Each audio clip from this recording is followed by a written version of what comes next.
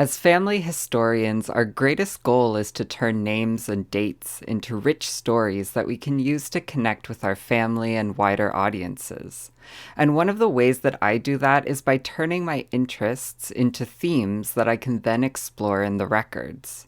Hey everyone, welcome to GenealCymru. My name is Di, and I track all kinds of different interests in my family tree, and I use an array of categories that I represent through colored boxes. I record things like farm products, interesting quotes, education, gender and sexuality, friends, religion, and many more. And as I find relevant information to those categories, I start adding them in and creating a cluster around that person in my family tree. The important thing for me is that these categories be visible to me as I pan across my tree. What it helps you do is make connections across the generations. So today I'm going to talk about one of these categories to show you how you can get from your interest into the records and then to wider social history. And the example that I'm going to use is gardening. I grew up with a love of gardening. It was something that was fostered in me, especially by my grandma and grampy. My grandma taught me to love growing flowers, and my grampy taught me the joys of growing vegetables. They and my mom had me outside all the time with them. Growing up, my grandma and grampy actually used gardening as a conduit through which to talk to me about my family history. One of the stories that I heard repeated the most was about my grampy's Uncle Di, who grew beautiful blue roses and had a greenhouse that he used to grow tomatoes and other vegetables. He'd give those vegetables out to other family members during World War II. And this story has been told to me many, many times before, and it's one that I really cherish. When you have a place for this kind of information to go in your family tree, you can actually start to record these family stories. And also, all kinds of new records start to become genealogically relevant. So as I've been tracking the category of gardening in my family tree, I ended up finding the garden and greenhouse plans that my grampy drew up for the years 1993 to 2001.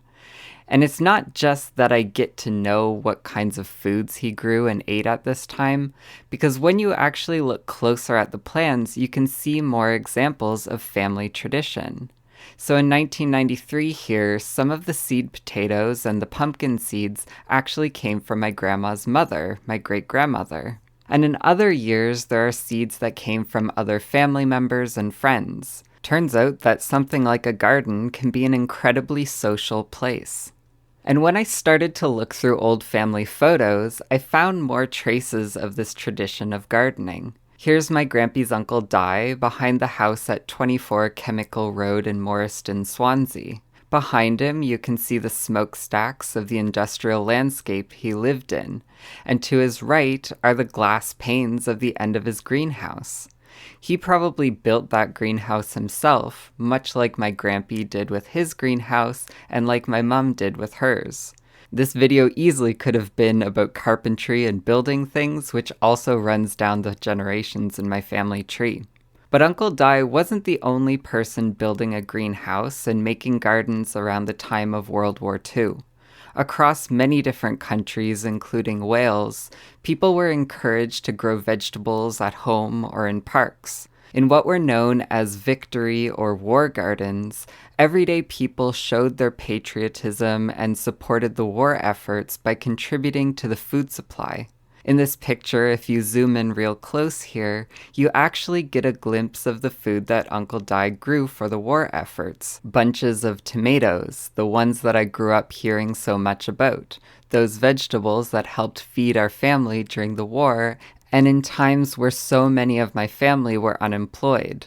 I've yet to find a photo of his roses, but here you can also see big bunches of China asters, which my grandma recently told me were his second favorite flower. It was only because I took the time to look closely at these photos that my grandma thought to share with me these new stories about his gardening that I'd never heard before. I'm also tracking this topic for even more distant ancestors.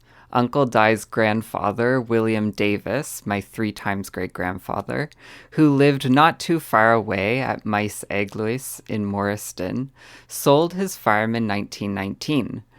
In the newspaper, the auctioneer actually listed the details of all his crops and livestock. He had cattle, pigs, and a number of named horses. He grew clover, horse, and meadow hay, oats, barley, potatoes, and turnip. They probably grew other vegetables in smaller quantities, but those potatoes and turnip that were a staple for him also show up in my Grandma and Grampy's garden about 75 years later. You won't always find this kind of continuity across the generations for your chosen interests, but even the practice of keeping track of them adds important depth to your research.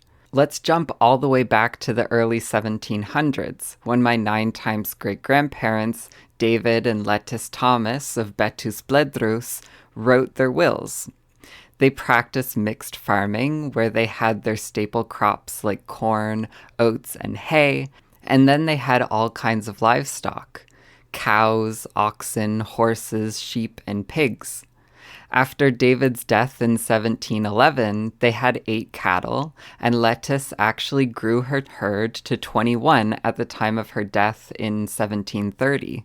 Beyond a record of what they owned, this information also shows what kind of people they were and where they fit in their community.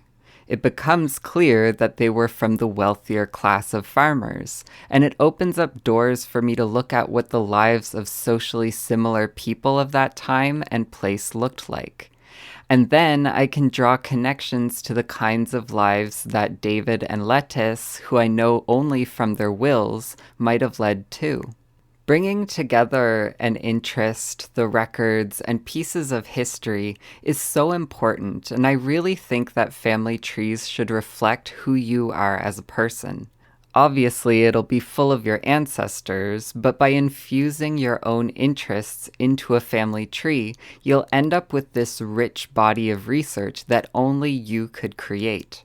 But the key to doing that is making sure you have an accessible place for that information to go when you do find it.